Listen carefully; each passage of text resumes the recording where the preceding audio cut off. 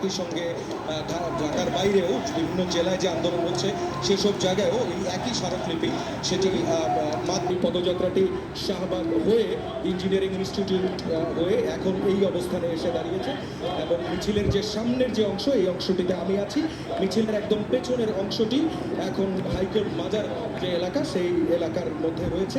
রাস্তার উল্টো দিকের যে রাস্তা সেই রাস্তায় এরই মধ্যে যানজট লেগে আছে, আর শিক্ষার্থীরা অন্য যে রাস্তা সেই রাস্তা ব্যবহার করে বঙ্গভবন অভিমুখে রওনা দিয়েছেন তাদের পদযাত্রা নিয়ে। সাফা, আপনাকে ধন্যবাদ। আমাদের আরেক সহকর্মী মনিরুল ইসলাম আছেন সেই পদযাত্রায়। আমরা এবার তার কাছে যাচ্ছি। মনির, আপনি যেখানে আছেন সেখানকার কি অবস্থা দেখছেন, আর শিক্ষার্থীরা আজকে কি বলছেন?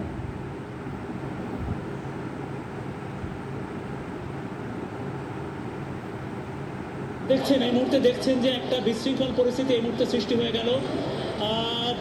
বিভিন্ন প্রান্ত দিয়ে শিক্ষার্থীরা এসে পুলিশের একটা কড়া নিরাপত্তা ছিল, ব্যারিকেড ছিল এই জায়গাতে, গুলিস্তান মোড়ের যে অংশে, সেইখানে আর এক অংশ দিয়ে শিক্ষার্থীরা এসে এই জায়গাটি একেবারে আবার সেই ব্যারিকেডটা ভেঙে ভেতরে যাওয়ার চেষ্টা করা হচ্ছে। ব্যারিকেডটা ভেঙে ভেতরে যাওয়ার চেষ্টা, সেটা পুলিশের প্রথম একটা ব্যারিকেড ছিল এখানে, সেটা ভেঙে ভেতরে চলে গেছে শিক্ষার্থীরা। এখন আর একটি ঠিক পাশে একটি জায়গায় পুলিশ, আপনি ইতিমধ্যে দেখেছেন যে পুলিশ পাশে একটি জায়গায় গিয়ে আবারও ব্যারিকেড দিল এবং শিক্ষার্থীদের সাথে একটু আগে কিন্তু কথা হচ্ছিল যে কারা যাবেন, কোন পর্যায়ে যাবেন, বা হচ্ছে কতগুলো প্রতিনিধি দল যে যাবেন এখানে এবং প্রাথমিকভাবে একটা সিদ্ধান্ত হয়ে যাচ্ছিল যে হচ্ছে এখানে বৈষম্য বিরোধী ছাত্র আন্দোলনের যারা, তাদের কয়েকজন নেতাকর্মী এদিক দিয়ে এইখানে গণপদযাত্রাটি অপেক্ষা করবে।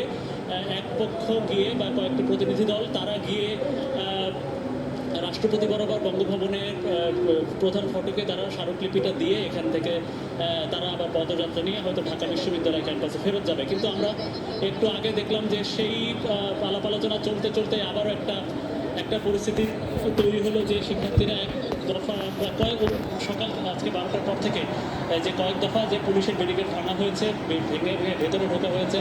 বিভিন্ন মোড়, আমরা বলি যে মৎস্য ভবন বা হচ্ছে অন্যদিকে গুলিস্তানের দুটি পয়েন্ট, নুর হোসেন চত্বর 0 পয়েন্টে এখানে আমরা দেখেছি যে পুলিশের ব্যারিকেড ভাঙা হয়েছে। পুলিশ সেখানে বেশ শান্তিপূর্ণ আচরণই করেছে। এখন পর্যন্ত তাদেরকে বুঝিয়ে যাচ্ছে যে এখানেই গণপদযাত্রাটি শেষ হোক, একটা প্রতিনিধি দল গিয়ে বা বঙ্গভবনে আসলে তারা স্মারকলিপি দিয়ে আসুক। কিন্তু শিক্ষার্থীরা বা হচ্ছে কর্মীরা, এখানে আন্দোলনের কর্মীরা, তারা এখানে এগোতে চাইছেন বঙ্গভবনের দিকে। কিন্তু এতটুকু নিশ্চিতভাবে বলা যাচ্ছে যে পুলিশ কর্মকর্তারা আমাদের জানিয়েছেন যে এই পয়েন্টটা পার হতে দিবেন না শিক্ষার্থীদের, এই পয়েন্টটা পার হতেও দেয়া হবে না শিক্ষার্থীদের। এই যখন অবস্থা, একটা অচল অবস্থা তৈরি হয়েছে, এখানে যান চলাচল